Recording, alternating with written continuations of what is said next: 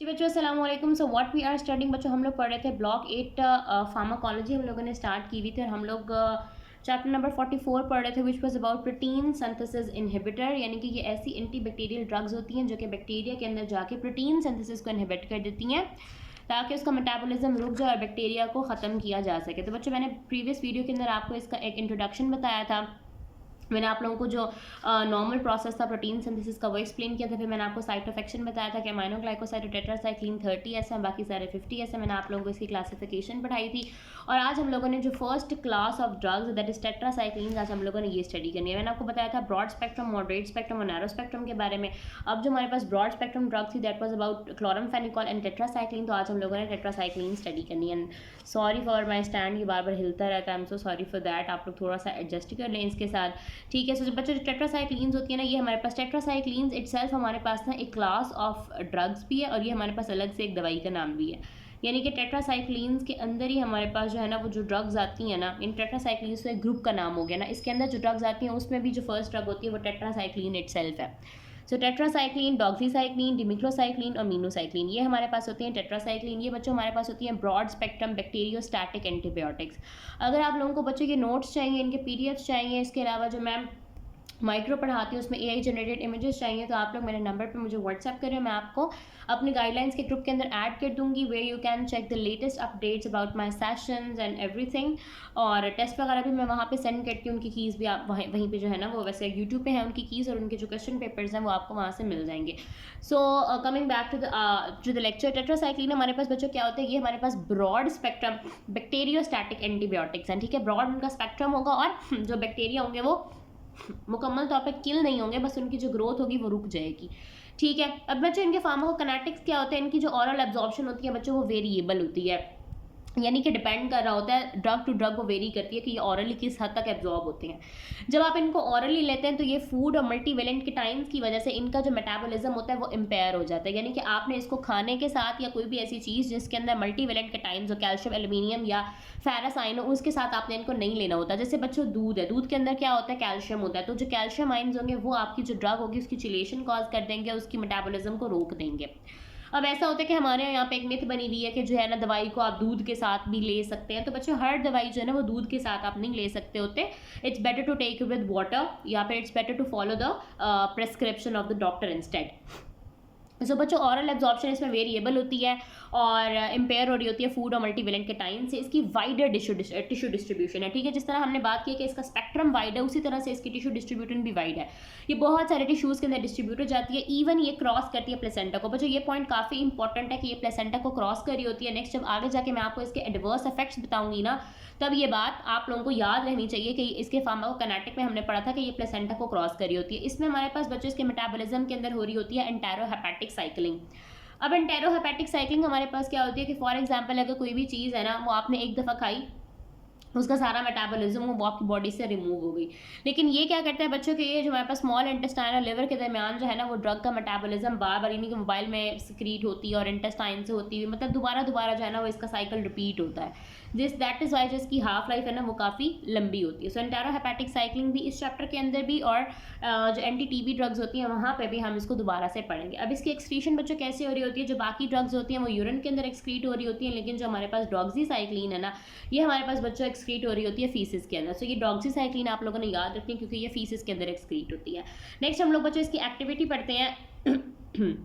जैसे कि मैंने आपको बताया कि ये ब्रॉड स्पेक्ट्रम बैक्टीरियोस्टैटिक ड्रग है। So gram positive bacteria, gram negative bacteria, chlamydia, mycoplasma, protozoa यानी कि बाकी पैरासाइट्स, इसके अलावा रिकेट्सी, विब्रियो में हम बहुत सारे ऑर्गेनिजम्स में ना इसको दे रहे होते हैं, ठीक है।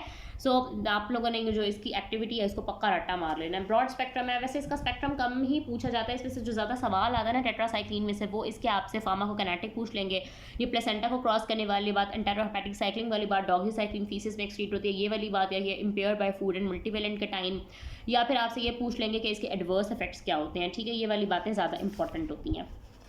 अच्छा, नेक्स्ट आ जाता है बच्चों इसका मैकेनिज्म ऑफ रेजिस्टेंस, यानी कि इसके अंदर रेजिस्टेंस किस तरह से पैदा हो रही है। तो सबसे पहले बच्चों हमारे पास बात हो जाती है इफ्लक्स पम्प की। आप लोगों ने ब्लॉक 7 के अंदर भी ये बात पढ़ी हुई होगी जब आपने मैकेनिज्म ऑफ रेजिस्टेंस स्टडी की होगी माइक्रो के अंदर, कि कुछ ड्रग्स ऐसी होती हैं, कुछ ऑर्गेनिजम्स ऐसे होते हैं कि उनके अंदर क्या लगे हुए होते हैं, इफ्लक्स पम्प, ठीक है। इफ्लक्स पंप हमारे पास क्या कर रहे होते हैं बच्चों के, वो ड्रग को ना सेल से ही बाहर निकाल देते हैं। जिस तरह आपके पास घर में पंप होता है ना जो पानी को नीचे से खींच के ऊपर की तरफ फ्लो करता है, तो इसके अंदर भी पंप लगे हुए होते हैं जो कि ड्रग को अंदर से बाहर की तरफ फेंक देते हैं। ठीक हो गया। इसके अलावा राइबोसोमल प्रोटेक्शन प्रोटीन्स होती हैं। राइबोसोमल प्रोटेक्शन प्रोटीन्स हमारे पास इंटरफेयर करी होती हैं with tetracycline binding to ribosome.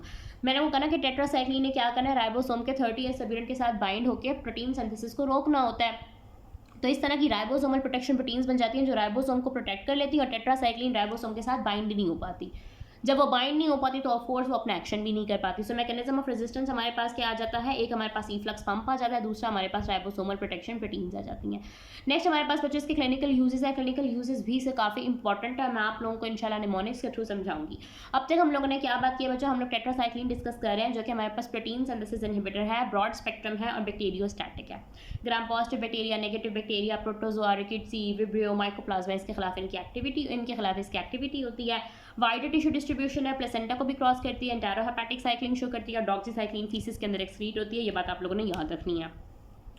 अब यूजेस हमारे पास बच्चों तीन तरह के हैं, कुछ हमारे पास प्राइमरी यूजेस है, कुछ हमारे पास सेकेंडरी यूजेस है, कुछ हमारे पास सेलेक्टिव यूजेस है। प्राइमरी यूजेस की बात करें तो मैंने जिस तरह आप लोगों को स्टार्ट में बात बताई है कि ये माइकोप्लाज्मा निमोनी के लिए, क्लेमेडिया, रिकेट्सी, विब्रियो, स्पायरोकीट्स वगैरह की इन्फेक्शंस के अंदर इस्तेमाल हो रही होती है, और डॉक्सीसाइक्लिन को बच्चों हम लोग कम्युनिटी एक्वायर्ड निमोनिया के लिए भी इस्तेमाल कर रहे होते हैं, ऑल्टरनेटिव टू मैक्रोलाइड। यानी कि डॉक्सीसाइक्लिन इसकी फर्स्ट लाइन ड्रग नहीं है, फर्स्ट लाइन ड्रग जो है वो मैक्रोलाइड है। मैक्रोलाइड जब मैं पढ़ाऊंगी तो मैं आप लोगों को बताऊंगी, लेकिन डॉक्सीसाइक्लिन भी हम दे सकते हैं किसके अंदर, कम्युनिटी एक्वायर्ड निमोनिया के अंदर। डॉक्सीसाइक्लिन के यूजेस ना बार बार रिपीट होंगे, सो आप लोगों ने अटेंशन देनी है डॉक्सीसाइक्लिन पे। डॉक्सीसाइक्लिन वैसे भी एक इंपॉर्टेंट ड्रग है। तो प्राइमरी यूजेस तो यही है कि प्राइमरी जो भी आप लोगों ने ग्राम पॉजिटिव नेगेटिव बैक्टीरिया और बाकी बैक्टीरिया पढ़े हैं उन्हीं की इन्फेक्शंस के अंदर बस हम इस्तेमाल कर रहे होते हैं।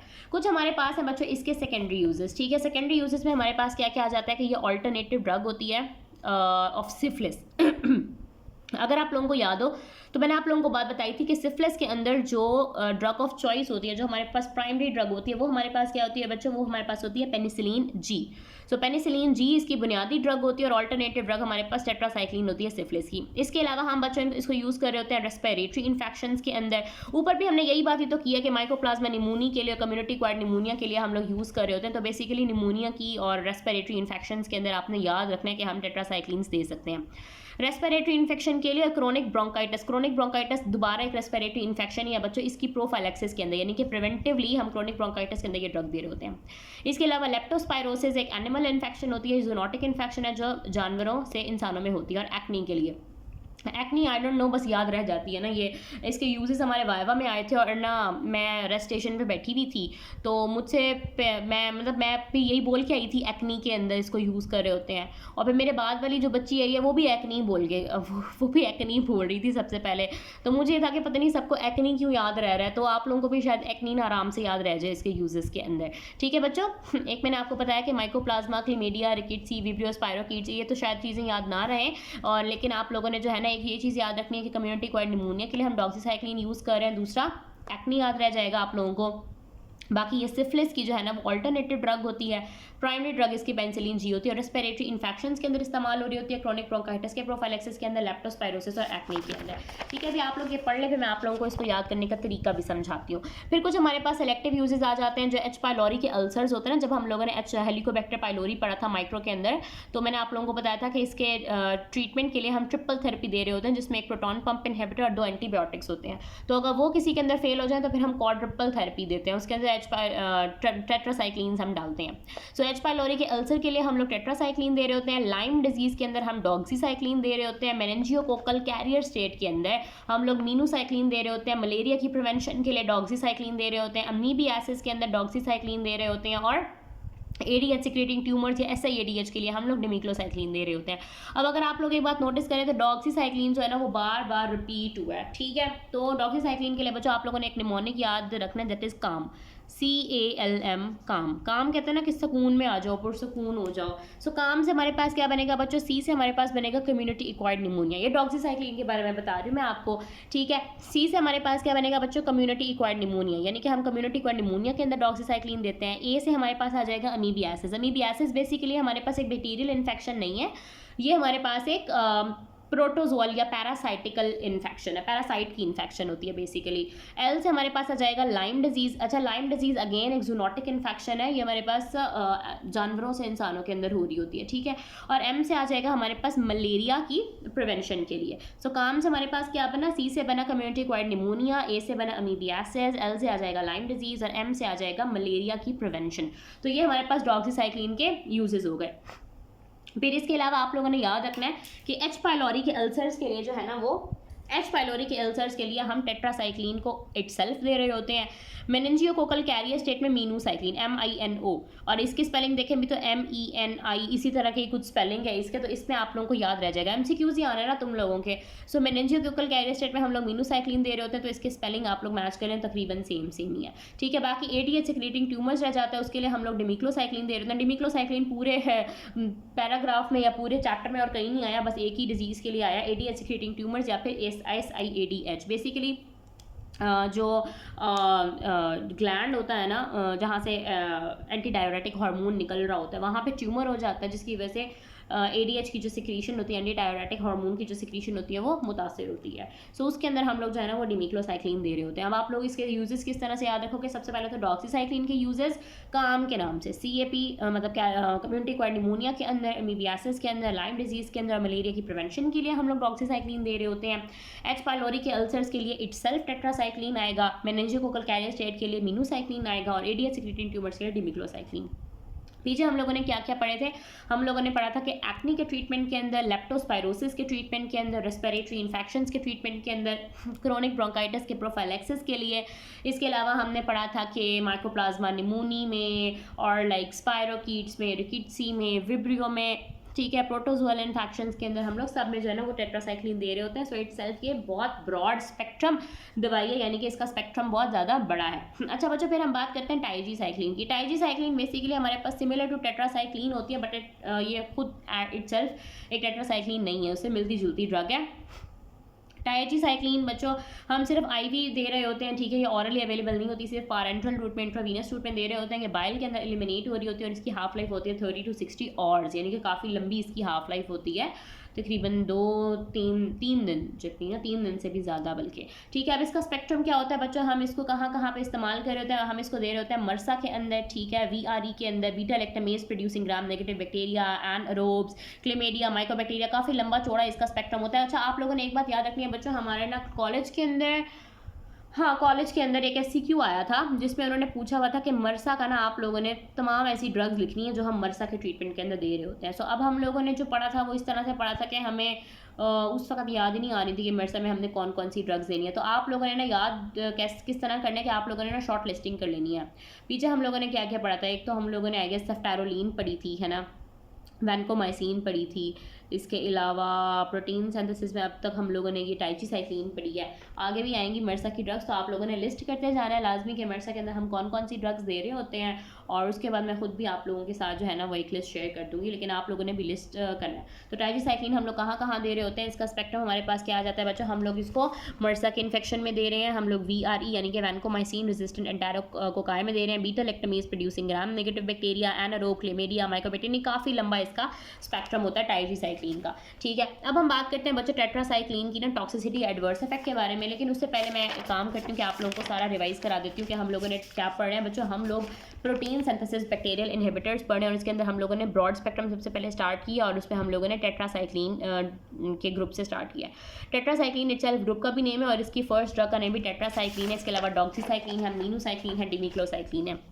ये ब्रॉड स्पेक्ट्रम होते हैं, बैक्टीरियोस्टैटिक होते हैं, ऑरल एब्जॉर्प्शन वेरिएबल होती है, एम्पेयर होती है फूड और मल्टीवेलेंट के टाइम से, वायरल टिश्यू डिस्ट्रीब्यूशन है, प्लेसेंटा को क्रॉस करती है, एंटेरोहेपेटिक साइक्लिंग शो करती है, और एक्सक्रीशन बाकी सबकी यूरिन में, डॉक्सीसाइक्लिन की फीसेस में होती है। एक्टिविटी मैंने आपको बताई काफ़ी लंबी चौड़ी थी, और फिर यहाँ से मैंने आपको रेजिस्टेंस के मैकेनिज्म पढ़ाए जिसमें इफ्लक्स पम्प था, राइबोसोमल प्रोटेक्शन प्रोटीन्स थी। क्लिनिकल यूजेस हमारे पास किस तरह से हमने याद किए थे कि डॉक्सीसाइक्लिन हम लोग दे रहे हैं काम सिचुएशन में, CAP में, एमीबियासिस में, लाइम डिजीज़ में, और मलेरिया की प्रिवेंशन के अंदर। फिर एच पाइलोरी के अल्सर्स के लिए इटसेल्फ टेट्रासाइक्लिन थी, मेनिंजियोकोकल कैरियर स्टेट के अंदर मीनूसाइक्लिन थी, और ADH सिक्रीटिंग ट्यूमर्स के लिए डिमिक्लोसाइक्लिन थी। फिर मैंने आपको बताया कि एक्ने के ट्रीटमेंट के अंदर, लेप्टोस्पायरोसिस के अंदर, क्रोनिक ब्रोंकाइटिस का प्रोफाइलैक्सिस, रेस्पिरेटरी डिसऑर्डर्स और सिफिलिस का अल्टरनेटिव ड्रग के लिए भी हम लोग यही ड्रग दे रहे थे। फिर ट्राइजीसाइक्लिन का बताया कि जिसको हम आईवी दे रहे होते हैं, बाइल में एलिमिनेट होती है MRSA, VRE, beta lactamase producing gram negative bacteria, anaerobe, chlamydia, microbacteria में हम लोग वो ड्रग दे रहे होते हैं। अब टॉक्सिसिटी इसकी क्या आ जाती है, बच्चे जिस तरह हम लोगों ने बाकी सारी डिजीजेस पढ़ी हैं तो सबके अंदर तकरीबन जीआईटी डिस्टर्बेंस सबके अंदर ही हो रही होती है, ठीक है। सो वो आपसे कभी भी कोई ऐसा सवाल नहीं करेगा जो कि बहुत कॉमन हो, जीआईटी डिस्टर्बेंस तो हर दवाई करा रही होती है। वो आपसे एडवर्स इफेक्ट अगर पूछेगा भी तो कोई ऐसी अछूती सी मुख्तलिफ सी बात पूछेगा, ठीक है। जैसे इस तरह मैं आप इसमें बताती हूँ कि ये बोनी स्ट्रक्चर और टीथ वाली बात जो है ना वो काफ़ी ज़्यादा रिपीट होती है एमसीक्यूज़ के अंदर, ये मैं आप लोगों को बताऊँगी। सो जीआईटी जैसे मैं लिखती हूँ नहीं स्टैंड बस हिलने लग जाता है, पता नहीं स्टूल को कोई मसला है क्या। वहाँ पे मैं पहले ड्राइंग रूम में वीडियोस बना रही थी वो ठीक था, अभी मैं गर्मी की वजह से वहाँ बैठ नहीं पा रही हूँ। इंशाल्लाह बस कुछ दिन में मैं हॉस्टल चली जाऊँगी तो फिर मैं अपने हॉस्टल से ही शेयर किया करूँगी आप लोगों के साथ, सही हो गया मुझे। अच्छा, टॉक्सिसिटी की अगर बात करें तो जीआईटी डिस्टर्बेंस में नोजिया करा रहा होता है, डायरिया करा रहा होता है, एंटेरोकोलाइटिस भी करा सकता है, ऑरल और वेजिनल कैंडिडाइसिस कराता है। अच्छा बच्चों, इस वर्ड को आप लोगों ने याद रखना है, कैंडिडाइसिस। इंशाल्लाह माइक्रो में स्टार्ट करती हूँ, कुछ दिनों में माइकोलॉजी की वीडियोस मैं आप लोगों के साथ शेयर करूँगी। अभी सेशन में तो मैंने पढ़ा दी है सारी माइकोलॉजी, आप लोगों के साथ भी अलग से मैं जो बच्चे सेशन में नहीं है और वैसे ही लेते हैं यूट्यूब पे उनके साथ भी मैं शेयर कर दूँगी।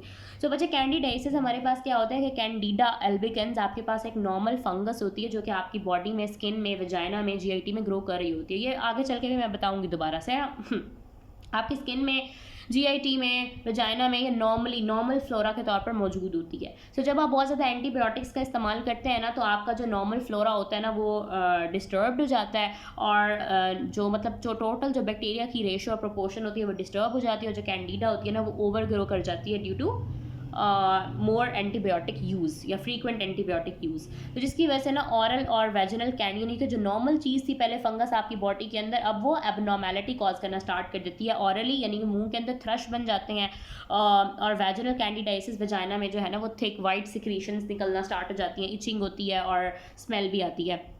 सो वेजिनल और ऑरल थ्रश भी जिसको बोलते हैं ना, शायद आप में से किसी को ऑरल थ्रश हुआ हुआ भी होगा। सो वो जो है ना वो कॉज हो सकता है, आप लोगों ने याद रखना है। Super infection with staph aureus या सी डिफिसाइल, ये काफ़ी दफ़ा मैं बता चुकी हूँ, एंटीबायोटिक एसोसिएटेड स्यूडोमेम्ब्रेनस कोलाइटिस भी हो सकता है। सो जीआईटी डिस्टर्बेंस आप लोगों ने याद रखनी है, nausea, diarrhoea, enterocolitis, oral vaginal candidiasis, super infection वगैरह। उसके बाद ये बहुत इंपॉर्टेंट टॉक्सिक इफेक्ट है इसका बच्चों, बोन्स पे और टीथ के ऊपर जो है ना वो टेट्रासाइक्लिन का, शायद आप लोगों ने 9th-10th क्लास में ये पढ़ा हुआ भी होगा, वहाँ पे भी लिखी हुई थी ये बात। बच्चों, मैंने आप लोगों को स्टार्ट में बात बताई थी कि जो टेट्रासाइक्लिन्स होती है ना they can cross the placenta, ठीक है, ये बड़े आराम से प्लेसेंटा को क्रॉस कर जाती है, इसीलिए प्रेग्नेंट लेडीज़ के अंदर टेट्रासाइक्लिन मना की जाती है। क्यों? क्योंकि अगर वो प्लेसेंटा को क्रॉस कर जाएगी और फीटस तक पहुंच जाएगी तो वहाँ पे टूथ इनेमल डिस्प्लेजिया और इरेगुलर बोनी ग्रोथ कॉज करेगी, यानी कि जो फीटस है उसकी बोन्स ग्रो हो रही हैं उनको हार्म कर सकती है, उसके टूथ बन रहे हैं, या टूथ मतलब बन तो नहीं रहे होते सारे, जब बच्चा पैदा होता है तो पूरा दांत तो नहीं होता, लेकिन किसी हद तक टीथ का कुछ पार्ट तो ग्रो हो जाता होगा ना, तो उस टूथ इनेमल का जो है ना वो डिस्प्लेजिया कॉज करा रही होती है। या चलो फीटस के अंदर अगर दांत ना भी हो तो जो छोटे बच्चे होते हैं या इवन 10-12 साल तक के बच्चों में जो ग्रोइंग एज होती है, उनकी टीथ की ग्रोइंग एज होती है, तो उनके अंदर परमानेंट टूथ डिस्कलरेशन कॉज कर सकती है ये ड्रग, ठीक है, यानी कि बिल्कुल ही दांत ख़राब हो जाएंगे, दांतों का कलर हमेशा के लिए इरिवर्सिबली जो है ना वो ख़राब हो जाएगा। सो इसीलिए हम बच्चों के अंदर और प्रेग्नेंट लेडीज़ के अंदर बिल्कुल भी टेट्रासाइक्लिन नहीं देते, क्योंकि ये बोन्स को और टीथ को बहुत डैमेज करते हैं, ये आप लोगों ने बात याद रखनी है। सो एक तो जीआईटी डिस्टर्बेंस होगी, उसके बाद बोनी स्ट्रक्चर और टीथ की डिस्टर्बेंस होगी। नेक्स्ट हमारे पास क्या आ जाता है बच्चों, नेक्स्ट हमारे पास ना 3 हमने टॉक्सिसिटीज़ पढ़नी है, हेपेटिक टॉक्सिसिटी, रीनल टॉक्सिसिटी और वेस्टिब्यूलर टॉक्सिसिटी, ठीक है। हेपेटिक, रीनल और वेस्टिब्यूलर, नाम से पता चल रहा है हेपेटिक टॉक्सिसिटी यानी कि ये आपका जो लिवर होता है उसको ख़राब करी होती है, खासतौर पर प्रेग्नेंट वुमेन के अंदर, और जिन लोगों के अंदर ऑलरेडी लिवर डिजीज़ होती है उनके अंदर हेपेटिक निक्रोसिस करा देती है, यानी कि लिवर को निक्रोज कर देती है, लिवर के सेल्स और टिश्यूज़ को डैमेज कर देती है, हार्म कर देती है। रीनल टॉक्सिसिटी में ये बच्चे फैनकनी सिंड्रोम कॉज करी होती है, कि हमारे पास आई थिंक ग्लोमेरुलाई को अफेक्ट करने वाला एक सिंड्रोम होता है, मतलब ओवरऑल ये किडनीज़ को अफेक्ट कर रही होती है। उसके बाद आ जाता है बच्चों वेस्टिब्यूलर टॉक्सिसिटी। वेस्टिब्यूलर नाम से पता चल रहा है कि ईयर्स से रिलेटेड है, जो ईयर्स होते हैं वो आपका बैलेंस मेंटेन कर रहे होते हैं, तो ये जो वेस्टिब्यूलर सिस्टम होता है ना ईयर्स के अंदर जो आपका बैलेंस मेंटेन कर रहा होता है। सो खास तौर पर डॉक्सीसाइक्लिन, अमीनोसाइक्लिन जो है ना ये डिजीनेस और वर्टाइगो यानी कि चक्कर आना और गशी तारी होना, ये इफेक्ट कॉज करा रहे होते हैं। ये इफेक्ट हमारे पास क्या होते हैं, डोज डिपेंडेंट होते हैं, रिवर्सिबल होते हैं, यानी कि अगर आप कम डोज में लेंगे तो कम इफेक्ट आएंगे और ये रिवर्स हो जाएंगे, यानी कि ऐसा नहीं होगा कि हमेशा के लिए आपको चक्कर आना स्टार्ट हो जाए। नेक्स्ट और लास्ट हमारे पास जो एडवर्स इफेक्ट है बच्चे, it's about photo sensitivity. Photo का मतलब होता है लाइट, फोटो सेंसिटिविटी का मतलब है कि जब आप ये ड्रग लेते हैं टेट्रासाइक्लिन, खासतौर पर डिमिक्लोसाइक्लिन हम लोग कहाँ पे ले रहे थे, SIADH, ADH सिक्रेटिंग ट्यूमर्स के अंदर ले रहे थे, तो उसमें क्या होता है कि sensitivity to light, sensitivity to sunlight, यानी कि आप सूरज की रोशनी बर्दाश्त नहीं कर पाएंगे, आपको बहुत ज़्यादा ना वो चुभन होनी शुरू हो जाएगी लाइट से। तो ये बच्चों इसके इफेक्ट है। कैसे याद करने के, सबसे पहले तो जीआईटी डिस्टर्बेंसेज है जिसमें आपने कैंडिडाइसिस वगैरह के बारे में याद रखना है, सुपर इन्फेक्शन याद रखना है, नोजिया वॉमिटिंग डायरिया ये चीज़ें याद रखनी है, एंटेरोकोलाइटिस याद रखना है। फिर मैंने आपको बताया कि ये बोनी स्ट्रक्चर और टीथ को बहुत ज़्यादा डैमेज कर रही होती है, तो प्रेग्नेंट वुमेन और जो बच्चे होते हैं टीथ डिसकलरेशन की वजह से उनको हम नहीं दे रहे होते। फिर हमने 3 टॉक्सिसिटी पढ़ी, हिपैटिक, रीनल और वेस्टिब्यूलर टॉक्सिसिटी, इसमें वर्टाइगो, डिजनेस वगैरह था। और फोटो सेंसिटिविटी जो होता है ना वो डिमिक्लोसाइक्लिन या इवन डॉक्सीसाइक्लिन भी जो है ना वो फोटो सेंसिटिविटी कॉज कर रही होती है। सो ये मैंने आप लोगों के साथ शेयर कर दी हैं और इसके नोट्स भी शेयर कर दूंगी, इसके एमसीक्यूज भी इंशाल्लाह मैं पोस्ट कर दूंगी, और नेक्स्ट वीडियो के अंदर हम इंशाल्लाह अपनी जो नेक्स्ट क्लास ऑफ ड्रग्स है मैक्रोलाइट्स वो स्टार्ट करेंगे। Thank you very much.